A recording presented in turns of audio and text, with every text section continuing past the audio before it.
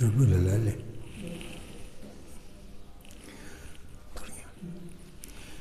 the name of the Father, and of the Son, and of the Holy Spirit. Amen. My dear brothers and sisters,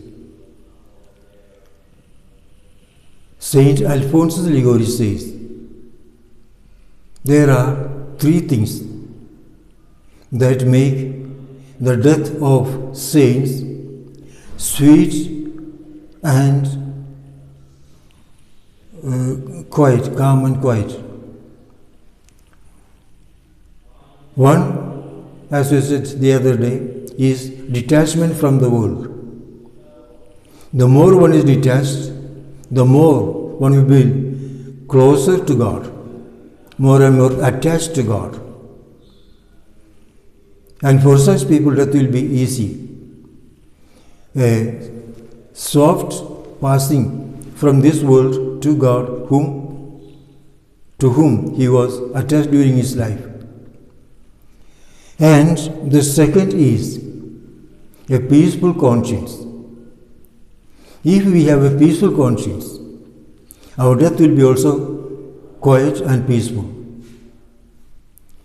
When we have disturbing thoughts, remembrance of our past sins, that will make our life more bitter and painful.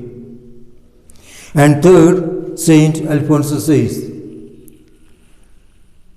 the sure hope that we are going to get the eternal bliss as a reward. So this sure hope is one of the necessary things for us to make our death sweet and pleasant. To have this sure to have by sure peaceful guarantee over the hope, we mean that I know when I pass from this world, I am going to the one who is all powerful, who will receive me, who will be the cause of my joy and bliss for the whole of eternity. So when I am sure that I am going to such a God, then there is no place for any doubt or any disturbance, and that will make more and more our life, our death more peaceful. So we must remember that this death is a passover from this world to the next. This passing over is something to be very specially considered. I can leave this world peacefully if I know that I am going to a world where I will be happy, where I will be received. This is what we call the hope, the sure hope that we must have when we die. If we do not have this hope in the eternal reward, rather if we are almost sure that we are going to eternal punishment, then the very thought of death will become so frightening, and it will be a very deadly experience of pain and suffering and anxiety, and that will be shown by our dislike and contempt and anger for everyone who is standing nearby. So that is why being present at the deathbed of a righteous person is a joyful experience. Whereas to be at the deathbed of a wicked person, that is going to be so painful even for the onlookers. That is why we see the saints always die a very happy death.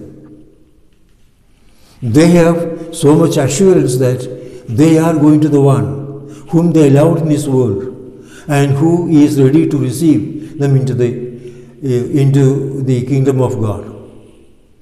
It is said one sister,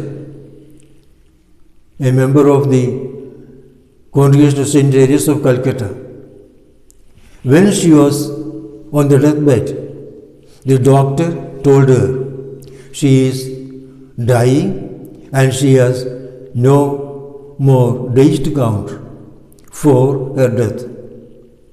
Hearing this, her face shone very brightly, and she said in all sincerity, "Thank you, doctor. Thank you for telling me, revealing to me this great truth that I am going to my Savior." Several other saints also we see how they have been happy in the forthcoming death. Saint Justinian, Lawrence Justinian, it is said when he was going to die, his confreres came around his bed, and some of them began to weep, began to cry. Then he said, "No, those who want to cry and weep may please go out. We can go somewhere else to weep. Here, if you want to stay, you be ready to receive the heavens open, and Jesus receive me into heaven. And thus you join with me for rejoicing in my happiness."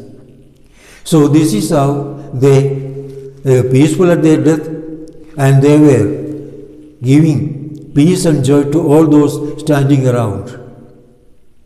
We see Saint Stephen, when he was being martyred, he was being stoned, he said, "I see the heavens open, and Jesus, the Son of Man, standing at the right hand of God." And then they were so infuriated, and they dragged him out of the city, and they began to stone him to death. Then he was almost dying. Gathering all the strength he had, he prayed to God, "Lord Jesus, receive my soul."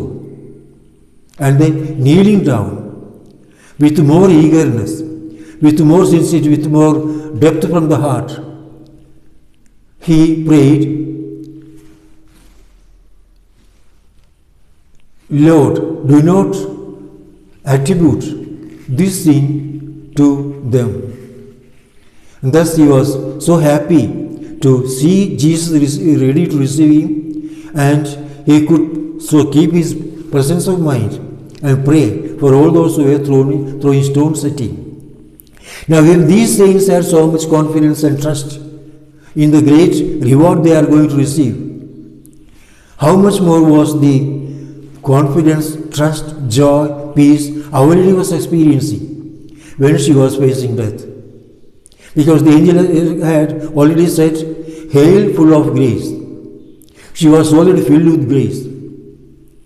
And this stage of being filled with grace was only increasing or growing than decreasing, because she never yielded to anything that is against the will of God. And said, "The Lord is with you." Again, a great assurance that she is already in the possession of God, and God has already possessed her. So all this assurance she had from so many years before her death, and she had nothing to fear when she was approaching death. It is said in the Song of Solomon, chapter 3, "What is it coming from the wilderness? Like a pillar of smoke, with the fragrance of incense and myrrh, and the fragrant powders from the merchants." They say this pillar of smoke that is coming out from this desert represents Our Lady. And say these three things: the frankincense that shows the prayer of Jesus, prayer life of Mary, and the myrrh shows her sacrifice and sufferings, the penance she was doing, and the fragrant powders, that is said to be the different virtues that she was practicing. So all these things put together was something like adding a great favorable fragrance before the Lord. Her whole life was something like offered And she was something like always being burned with the fire of love, with the divine love.